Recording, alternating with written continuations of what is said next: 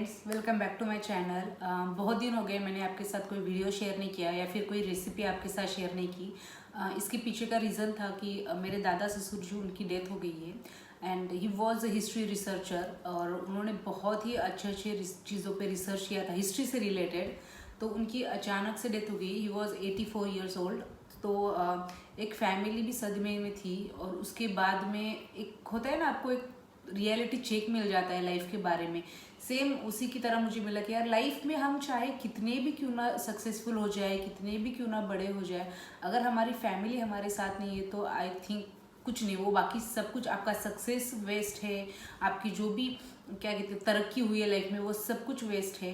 तो मैंने ऐसे ही सोचा कि मेरे हस्बैंड, उनका नाम हर्षवर्धन है और मेरा नाम ऐश्वर्या है। तो मेरी दुनिया मेरे माँ बाप और मेरे हस्बैंड के आगे है ही नहीं। तो मैंने सोचा क्यों ना मैं अगर वो मुझे इतना सपोर्ट करते हैं और वो मुझसे इतना प्यार करते हैं तो मैंने सोचा क्यों ना हम दोनों का नाम मिला के मैं कोई यूट्यूब पे मेरे चैनल का नाम रखूँ। इसलिए मैंने मेरे चैनल का नाम चेंज किया है और उसका नाम है सायशा। उनके हर्षवर्धन का एस लेके और मेरे ऐश्वर्या का एस लेके मैंने वो किया है, वो नाम रखा है। और दूसरी चीज़ है कि मेरी लाइफ में एक फेज़ था जब मैं बहुत ही ज़्यादा डिप्रेस थी, बहुत ज़्यादा मैंने अप्स एंड डाउन्स देखे थे। तो उस वक्त मेरे पापा हमेशा एक बात कहते कि बेटा कभी फेथ लूज़ नहीं करना, चाहे कोई भी सिचुएशन हो, चाहे कैसा भी वक्त हो, चाहे कितनी भी लोग आपके ऊपर कितनी भी बातें करें, कुछ भी करें, लेकिन एक भगवान पे जो फेथ होता है ना आपका, वो कभी मत खोना। तो मैं भगवान शिव को बहुत ज़्यादा मानती हूँ। तो सायशा का मतलब लॉर्ड शिव भी होता है। तो इसके वजह से फिर मैंने मेरे चैनल का नाम चेंज किया है और मैं मेरे ससुराल में जो भी लोग हैं मैं उन सबको थैंक यू कहना चाहती हूँ कि उन्होंने मुझे लिटरली एक्सेप्ट किया। मैं टोटली डिफरेंट हूँ। उनकी मेरी 11 सास है एंड वो एक ट्रेडिशनल वे में रहते हैं, मैं एक अलग वे में रहती हूँ, फिर भी उन्होंने कभी कोई कंप्लेन नहीं की है। मेरे ससुर जी वो इतने अच्छे हैं कि मैं जीन्स पहनती हूँ, मैं कुछ भी पहनूँ, he is okay with that. उन्होंने कभी ये नहीं कहा कि बेटा तुम यही पहनो, बेटा तुम यही करो। उनका हमेशा कि बेटा तुमको जो अच्छा लगता है वो तुम करो। सेम मेरे ससुर जी के जो भाई है अरुण काका, हम लोग उनको काका कहते हैं। एक्चुअली उनको तो मैंने काका नहीं कहना चाहिए लेकिन मैं उन्हें काका ही कहती हूँ। तो अरुण काका और काकू जो है वो मुझे लिटरली अपनी बेटी के जैसे प्यार करते हैं। मेरे जो भी देवर है लाइक ओम भाऊजी हो गए या फिर करण भाऊजी, अतुल भाऊजी, वो लोग भी मुझे एक सिस्टर का ही दर्जा देते। तो मैं उन सबको कहना चाहूँगी कि थैंक यू सो मच कि आपने मुझे आपकी लाइफ में एक्सेप्ट किया और मुझे अपनी तरीके से जीने का एक फ्रीडम दे दिया। एंड सबसे बड़ा थैंक यू तो मेरे ख्याल से मेरे हस्बैंड को कहना चाहिए मैंने, क्योंकि एक वक्त था जब मैं भूल गई थी कि यार मैं भी कभी खुश रह सकती हूँ या फिर मैं एक होता है आपकी लाइफ, हर किसी की लाइफ में अप्स एंड डाउन्स आते हैं और बहुत से लोग हम लोग होते हैं कि एक बुरे रिलेशनशिप बोल लिएगा या फिर बुरे एक्सपीरियंस के थ्रू चाहता है अपनी लाइफ में, तो हम लोग ना वो फेथ ही खो देते। मुझे भी ऐसा लगता था कि यार मैं कभी लाइफ में खुश नहीं रहने वाली, कोई इस दुनिया में कोई अच्छे लड़के नहीं है। ये हमारी जनरेशन का एक प्रॉब्लम है कि कुछ भी हो जाता है तो हम लोग क्या करते हैं, वो पूरे वर्ल्ड को वो अप्लाई कर देते हैं। अगर हमने किसी गलत इंसान से मिले तो हम लोग सोचते कि सब लोग ऐसे हैं, पर ऐसे नहीं होता है। मेरे पापा और मम्मा टचवुड कि वो लोग मुझसे बहुत प्यार करते हैं, उन्होंने एक अलग वे में मेरी परवरिश की है। तो मेरे पापा का हमेशा एक क्या कहते हैं उसे डायलॉग है कि वो हमेशा एक चीज़ बोलती कि बेटा तुम जैसा सोचोगे ना लाइफ में वैसा ही होगा, तुम अगर अच्छा सोचोगे अच्छा ही होगा। और एक दो लोग अगर ज़िंदगी में बुरे मिलते तो इसका मतलब ये नहीं कि पूरी दुनिया ही वैसी है। तो मेरे पेरेंट्स ने ही मुझे मेरे ख्याल से वो एक सीख दी और शायद मैंने जैसे बोला कि लॉर्ड शिवा, मैं उन्हें बहुत मानती हूँ, उनके वजह से ही हर्षवर्धन मेरी लाइफ में, ऐसा मैं मानती हूँ। तो thank you so much Harshvardhan कि आपने मैं जैसी हूँ मुझे वैसे स्वीकारा और मुझे कभी भी कंप्लेन नहीं किया। मैं ऐसी लड़की हूँ कि मैं एक ओपन माइंडेड फैमिली से बिलोंग करती हूँ जहाँ पे लड़कियों ने भी सीखना है। मुझे कभी किसी ने ये नहीं कहा कि तू लड़की है तो तू ये नहीं कर सकती है, लड़के ही ये करेंगे। एंड सेम सोच मेरे हस्बैंड की है, उन्होंने कभी मुझे किसी चीज़ के लिए नहीं रोका है। इनफैक्ट यूट्यूब का भी आइडिया उन्हीं का ही था। तो मैं सिर्फ उनको कहना चाहूँगी कि थैंक यू सो मच कि आपने मुझे इतना फ्रीडम दिया। और दादाजी के जाने के बाद कैसा हो गया कि मैंने दादी को देखा, मतलब सिर्फ 2 दिन हुए थे उनको जाके, एंड दादी पूरी तरीके से वो कहते ना हिल गई थी। She is a very strong woman. उन्होंने अपने बच्चे खुद संभाले, उनकी भी एक हिस्ट्री है, मैं उसके बारे में कभी आपके साथ शेयर करूंगी।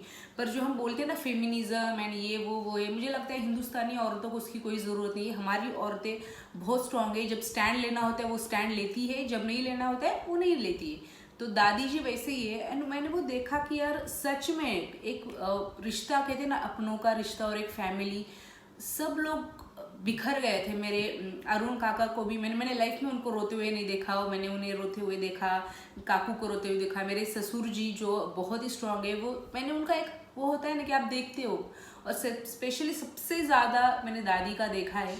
तो मेरे ख्याल से अगर फैमिली ना हो ना तो आपके लिए कुछ भी नहीं है इस दुनिया में, कुछ मैटर नहीं करता है।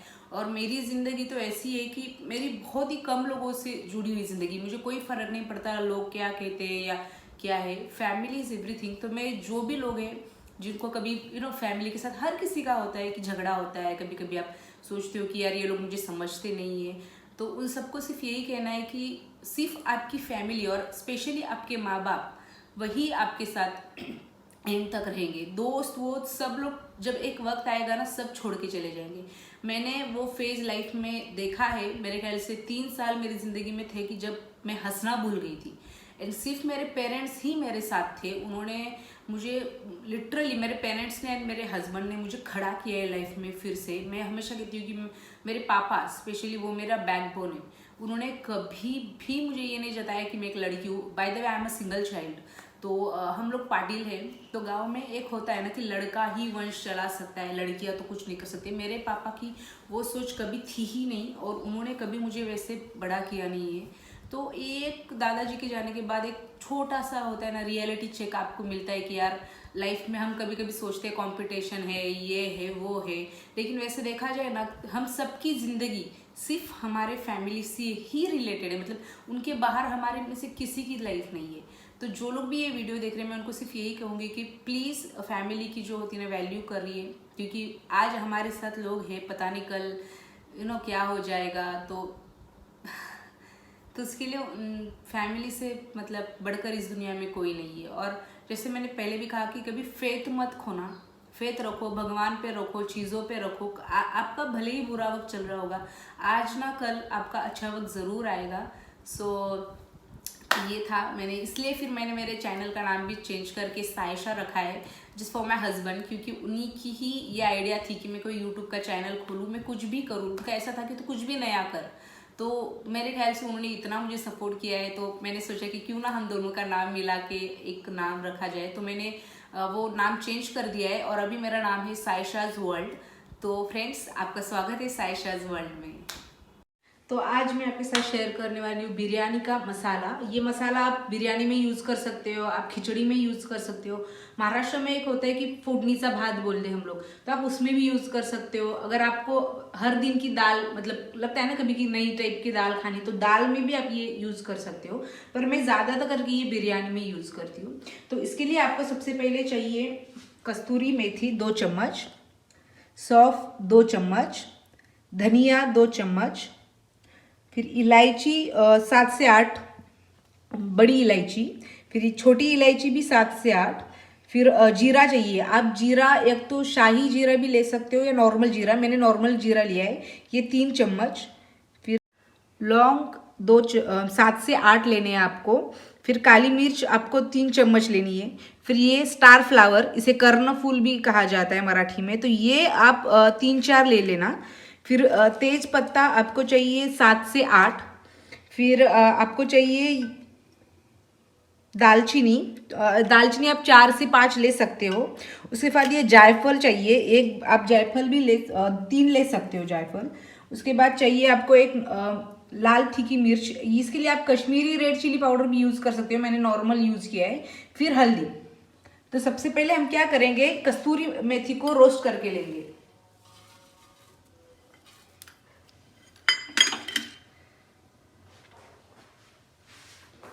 अब हम ये सारे इंग्रेडिएंट्स ड्राई रोस्ट कर लेंगे, सारे मसाले।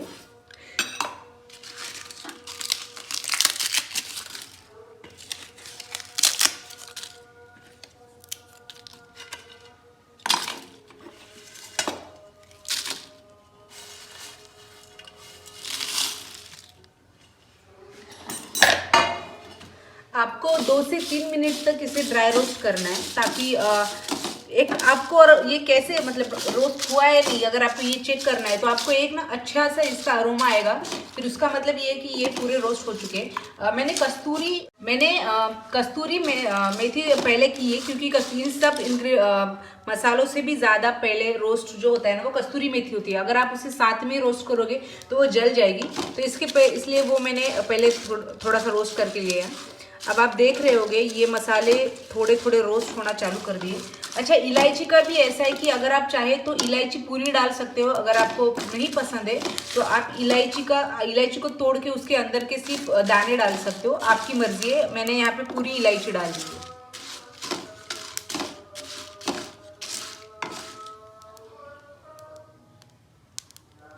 बंद करा। अब ये अच्छे से रोस्ट हो चुके हैं, अब हम इसे ग्राइंड कर लेंगे।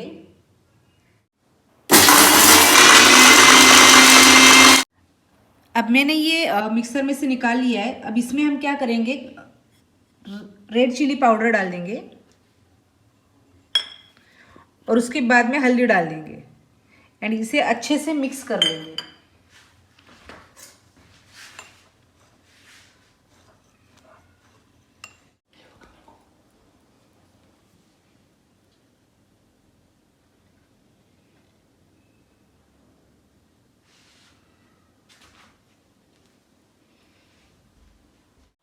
तो फ्रेंड्स, ये है मेरा होममेड बिरयानी मसाला।